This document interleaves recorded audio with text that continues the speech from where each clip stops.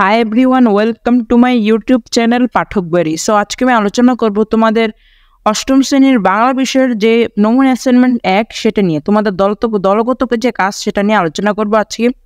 So 1 নম্বর হচ্ছে, তোমার নিজের অভিজ্ঞতা থেকে যে কোনো একটি পরিস্থিতির উল্লেখ করো। উক্ত পরিস্থিতিতে তুমি কিভাবে তোমার উদ্দেশ্য ও চিন্তা অনুভূতি প্রকাশ করেছিলে সেটি লেখো। উক্ত পরিস্থিতিতে আর কিভাবে প্রকাশ করলে এই উদ্দেশ্য ও চিন্তা অনুভূতির প্রকাশ আরো ভালো হতে পারত বলে মনে করো, তা দলগত আলোচনা করো।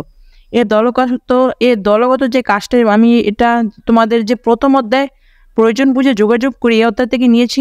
তোমরা চাইলে ভালো করে ওই অধ্যায়টা ভালো করে পড়বে, তাহলে এই যে দলগত কাজটা সেটা তোমরা ভালো করে বুঝতে পারবে। সো এখন আমরা দলগত কাজের যে উত্তরটা সেটা দেখে নিই। সো তোমরা এরকম একটা পোস্টার ডিজাইন করবে, সেখানে দেখো পরিস্থিতি, কয়েক বছর আগে স্কুলের বার্ষিক বিতর্ক প্রতিযোগিতায় অংশগ্রহণ করি।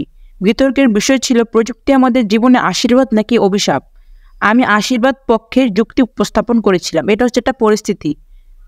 আমার উদ্দেশ্য ও চিন্তা অনুভূতির প্রকাশ, আত্মবিশ্বাসের সাথে মঞ্চে উঠে প্রযুক্তির সুবিধা নিয়ে আলোচনা করে, যেমন শিক্ষা, স্বাস্থ্যসেবা এবং যোগাযোগ, তথ্য ও উদাহরণ ব্যবহার করে শ্রোতাদের প্রভাবিত করার চেষ্টা করি। আরও ভালোভাবে প্রকাশ করার উপায়, দলগত আলোচনায় আমরা বুঝতে পারি যে কিছু পরিবর্তন করলে বক্তব্য আরও ভালো হতে পারত। সো দেখো, প্রথম যে শ্রোতাদের সাথে আরও সংযোগ স্থাপন, চোখের যোগাযোগ বাড়াতে পারতাম।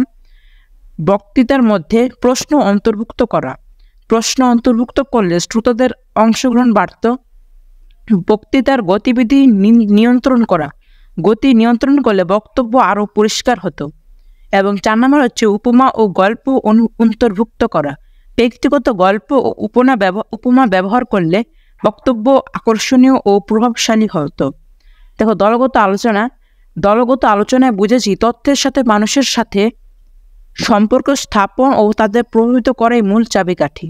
সেই পোস্টারটা তোমরা যদি এরকম কোনো প্রশ্ন আসে, তাহলে তোমরা এরকম যে নিয়মে, এরকম যে ফর্মুলা বা এরকম যে নিয়মে তোমরা একটা পোস্টার করতে পারো, এরকম ফরম্যাটে। সো আশা করি তোমরা এই পোস্টার যে দলগত কাজ অ্যাসাইনমেন্টটা তোমরা বুঝতে পেরেছো। আমরা পরবর্তী তোমাদের অন্য সাজেশন নিয়ে হাজির হব। সো আজকে পর্যন্তই, তোমরা ভালো থেকো, সুস্থ থেকো। আসসালামু আলাইকুম ওয়া রাহমাতুল্লাহি ওয়া বারাকাতুহু।